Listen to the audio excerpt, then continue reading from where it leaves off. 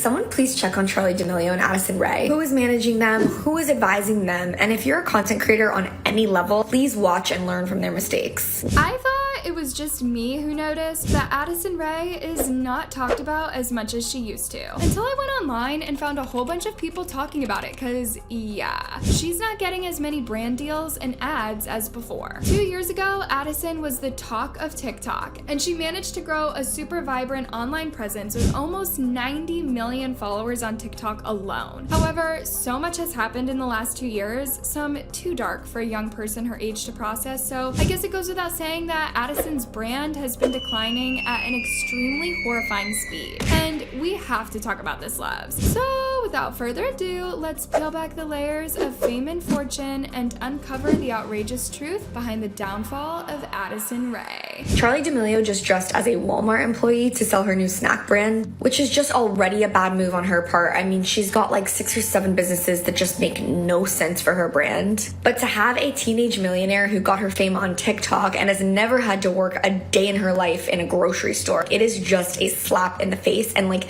the worst content strategy I've ever seen. So, once upon a storm of TikTok fame, our digital darling Addison Rae became a COVID celeb. If y'all remember too well, the COVID era was such a wild time because the world as we knew it changed overnight. Because all of us were confined to the 4 walls of our homes, and so with nothing much to do, people turned to their phones for entertainment. And there she was, Addison Rae, among other rising TikTokers like Charli D'Amelio and Cabby Lame, among others, who created super wholesome and entertaining content, so it did not take long before they gained a crazy number of followers. I mean, they just had the charm and effortless energy to wow people. And then we have Addison Rae, who's just out here posting random videos with zero context and zero value just to promo her new song.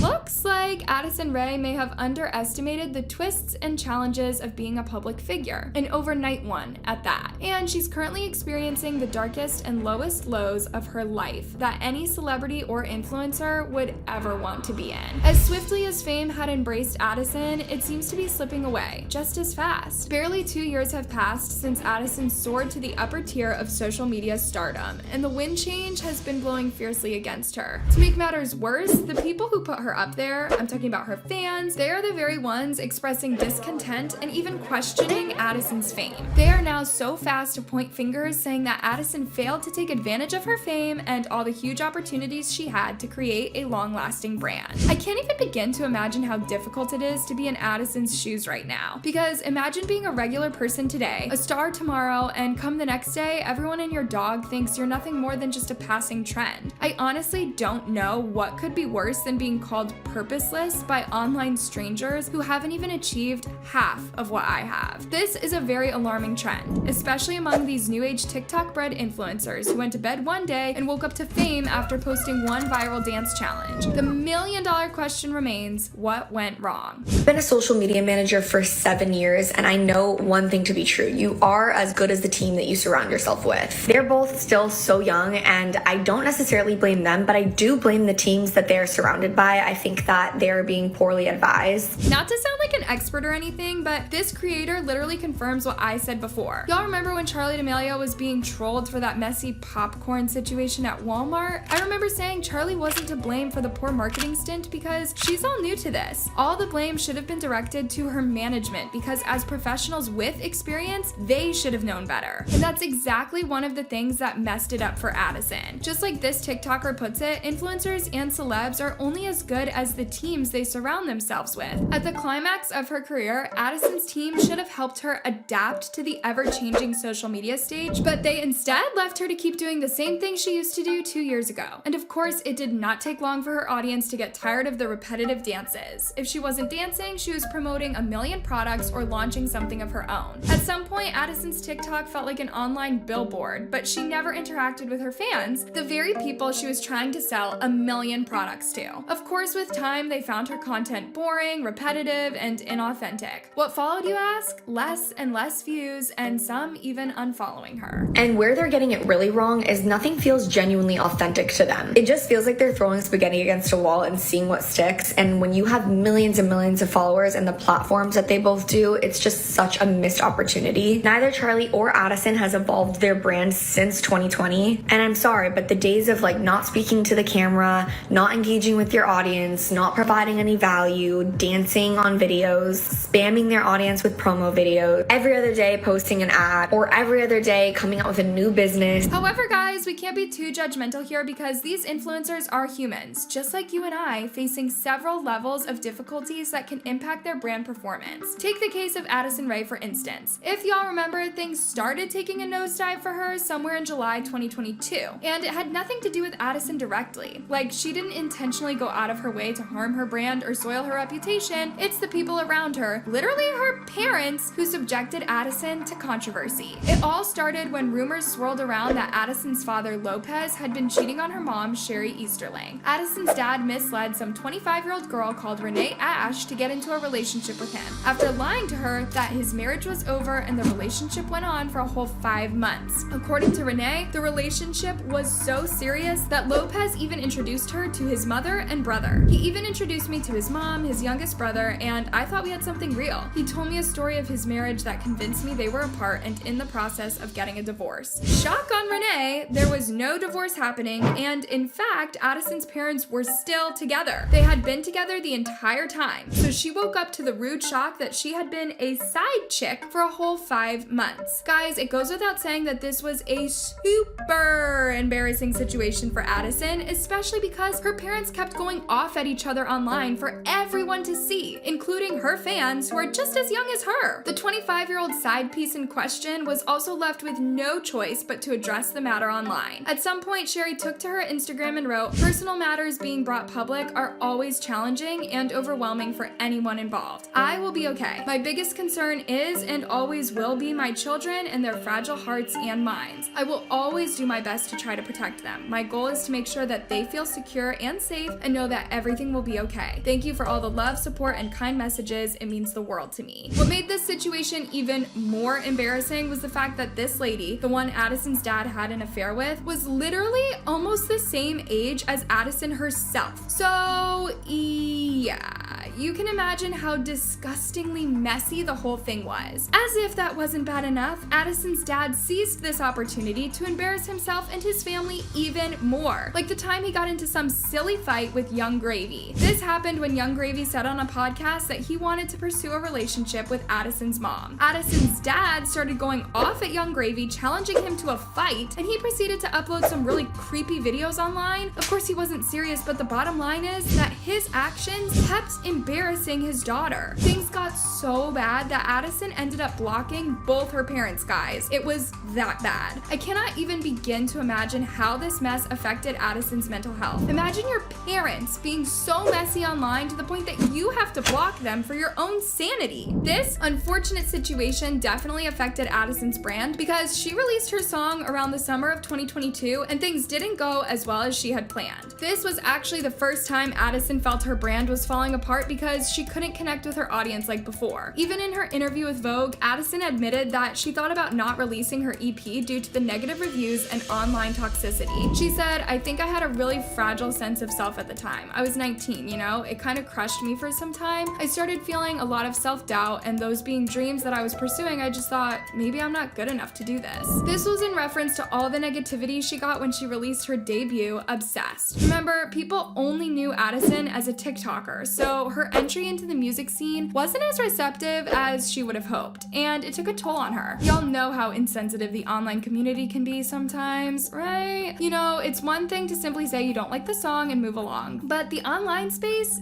doesn't move like that. They sometimes get so petty and unnecessarily rude. Take Addison's case, for instance. When she released Obsessed, the backlash got so bad because people even started questioning if she was talented in anything. They even said she only got lucky for dancing on TikTok because her dances were entertaining, but that she wasn't a good dancer anyway. Remember, these are dances they once loved so much, and now suddenly people turned around and used them to bring Addison down. It was also during this time that her parents had started fighting publicly for everyone to see. So in case you've been wondering what happened to Addison, your question is halfway answered. I think she would have adapted to the way the trends are now. Once all that happened with her dad, she kind of quit. I don't know, I feel like after her dad made all of their family business public, she decided to take some time to herself. I couldn't imagine how traumatic that was. Her parents embarrassed her so badly. Like, she was already fading, but could have kicked around for a few more years, but her parents, especially her father, acting out like teenagers on social media, pushed the decline off the cliff. Alright, moving on, let's talk about Addison Rae's beauty line. Y'all know that Addison launched an almost successful beauty line towards the peak of her career, but even this one did not stand the test of time. I checked Item Beauty's IG page and shock on me, it was private, and that alone tells you that it is no more. If y'all remember, Item Beauty was one of the brands that Sephora hugely worked with and promoted, but towards the end of 2023, Sephora announced its closure and also went ahead to drop so many beauty lines, and Item Beauty was one of them. Looks like Item Beauty didn't have a plan B because immediately after Sephora left, they stopped operations permanently. They even deleted all posts on IG before making the page private, basically announcing the end. To make matters worse, it became apparent that the public, or let's just say her followers, were not necessarily thrilled about her beauty brand from the word go. These comments literally speak volumes. Item Beauty is honestly one of the most uninspiring brand names I've heard of in a long time. Like, what? Seems like a lot of celebrity influencer lines don't last long. I thought this would be the case when I saw so much of Addison's line on sale. I think carrying these lines in the first place was bad for Sephora's luxury image. Item Beauty always looked like a cash grab to me. The products were all very basic and marketed towards TikTok teens. Ouch. Those are really hurtful comments, but that's how most people felt about Addison Beauty and literally all the other influencer brands. People have lost faith in anything influencer driven. In fact, it has gotten so bad that most people do not buy anything these influencers market because they have proven to us time and time again that 9 out of 10 cases they launch products just for the cash grabs. So many influencers' businesses fail because they do not put their heart into it. They're not even passionate about the said businesses, and they just assume that as long as they take pics holding those products, people will flock to the stores and websites to buy. Well, it works for a while, but as time goes, people see through the BS, and in no time, those businesses fail and disappear faster than they launched. Anyways, back to Addison Rae. So, Item Beauty was a failure, not because of anything major, but it's highly likely that Addison wasn't even passionate about it. She simply launched it because she had the money to, and a huge following that she assumed would be her forever loyal customers. Needless to say, guys, Addison had to take a humble pie one more time, and this added to the long list of reasons for her downfall. So, where is Addison now? Well, Addison isn't completely MIA, guys. She posts on social media every once in a while, but of course not like she used to in the past. The hype she had back in the day faded away. Well, for this, I can defend her because social media can be so toxic to the point that it changes someone. We've witnessed these influencers who become overnight sensations. They fly high so fast and then come tumbling down with a thud. If anything, Addison's downfall isn't the worst. Some have literally disappeared from the limelight completely, and you'd think they evaporated into thin air. This normally happens to people who don't have the talent deep down. Like, they were just doing their stuff online, and for some reason, they just happened to go viral. Then they try just about anything and everything to maintain their online presence, and they can hack it with proper management, but that's not always the case. So they basically just struggle until they can't do it anymore. So they just quit. I have a master's degree in marketing, and I am foaming at the mouth to talk about why Addison Rae's beauty company went bankrupt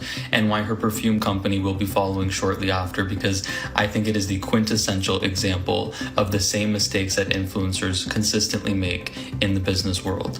It sounds dandy, but at the end of the day, what tends to happen is consumers see through the fact that this is not a passion project and that there was really no need for this product or this company, and the only reason it exists in the first place is to make money. And then sales decline and they go bankrupt, which is the case of Item Beauty. It became very clear to the public that Addison didn't care about this business. She stopped posting about it, she wasn't involved, and slowly the brand died. Which is they overestimate the ability for this person's fame and their celebrity to translate into a long-term successful business. And the reason for this is the market decides whether something is good or not.